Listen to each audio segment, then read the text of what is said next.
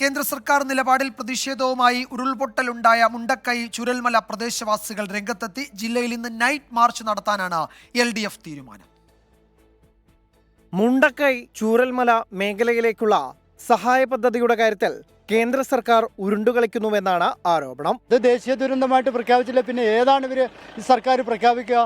പ്രധാനമന്ത്രി ഇവിടെ വന്ന് കുട്ടീനെയൊക്കെ കളിപ്പിച്ച് പോയി എന്നല്ലാതെ ഈ പ്രദേശത്ത് വന്ന ഒരു പ്രശ്നമായിട്ടാണ് നമുക്ക് മനസ്സിലാക്കാൻ കഴിയുന്നത്. വയനാട് ചൂരൽമല ദുരന്തവുമായി ബന്ധപ്പെട്ട് സെപ്പറേറ്റ് പാക്കേജിനെ പ്രഖ്യാപിക്കണം, എന്നാലേ നമുക്ക് ഉണ്ടാവുള്ളൂ. കേന്ദ്ര സംഘം പഠനം നടത്തി, റിപ്പോർട്ട് കൈമാറി. എന്നിട്ടും ധനസഹായം എത്രയെന്ന് വ്യക്തമാക്കിയിട്ടില്ല. ഏതു കാറ്റഗറിയിലാണ് ദുരന്തം എന്ന കാര്യത്തിലും തീരുമാനമായില്ല. ഈ സാഹചര്യത്തിൽ ശക്തമായ പ്രതിഷേധമുയർത്തുകയാണ് LDFും UDFും. ജില്ലയിലെ 3 നിയമസഭാ മണ്ഡലം കേന്ദ്രങ്ങളിലും നൈറ്റ് മാർച്ച് സംഘടിപ്പിക്കാനാണ് LDF തീരുമാനം. 24 വയനാട്.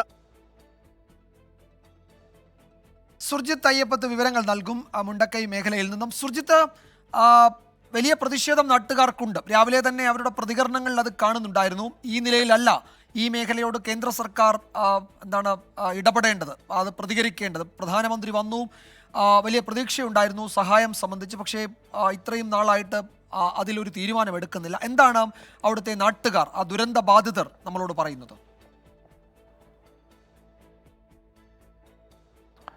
വിജയകുമാർ, L3 കാറ്റഗറിയിൽ ഈ ദുരന്തത്തെ ഉൾപ്പെടുത്തണമെന്നുള്ളതായിരുന്നു സംസ്ഥാനത്തിന്റെ പ്രധാനപ്പെട്ട ആവശ്യം. മാത്രമല്ല 1200 കോടി രൂപയുടെ ധനസഹായമെങ്കിലും സംസ്ഥാനത്തിന് ലഭ്യമാക്കാൻ അത്തരത്തിലുള്ള വയനാടിന് മാത്രമായി പ്രത്യേക പാക്കേജ് ഉണ്ടാകണം എന്നുൾപ്പെടെയുള്ള ആവശ്യങ്ങൾ സംസ്ഥാനം ഉന്നയിച്ചതാണ്. പക്ഷേ അതിനോട് ഒരു കേന്ദ്ര സർക്കാർ അനുഭാവപൂർവ്വമായ നിലപാടല്ല എടുക്കുന്നത് എന്നുള്ള വാദമാണ് ഈ നാട്ടുകാരെല്ലാം ഉന്നയിക്കുന്നത്.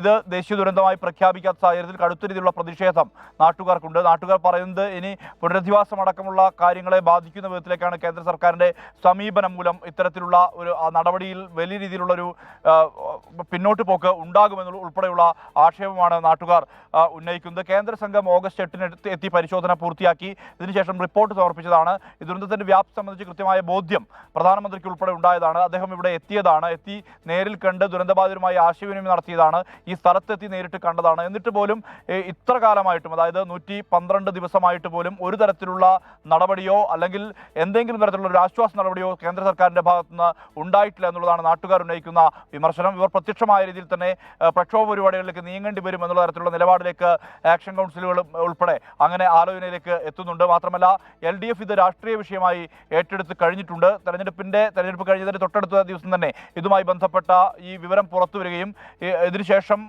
ഇവിടെ വിവിധ തരത്തിലുള്ള ഇന്നലെ DYFIയുടെ നേതൃത്വത്തിൽ ഉൾപ്പെടെ പ്രതിഷേധ പരിപാടികൾ നടന്നിരുന്നു. ഇന്നലെ രാത്രി DYFI മാർച്ച് ഉൾപ്പെടെ സംഘടിപ്പിച്ചിരുന്നു. ഇന്ന് LDF ഈ വിഷയം ഏറ്റെടുത്തിരിക്കുകയാണ്.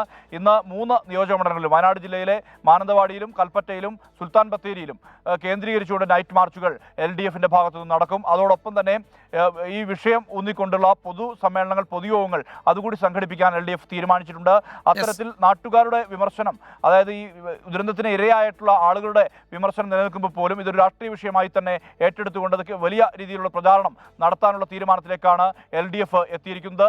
ജനപ്രതിനിധികളും കോൺഗ്രസ് ഉൾപ്പെടെയുള്ള പാർട്ടികളുടെ ജനപ്രതിനിധികളും ഈ വിഷയത്തിൽ കൃത്യമായ നിലപാട് എടുത്തിട്ടുണ്ട്. ഇതിൽ സംസ്ഥാന സുർജിത്ത് അയ്യപ്പത്താണ് വിവരങ്ങൾ നൽകിയത് വയനാട്ടിൽ നിന്നും.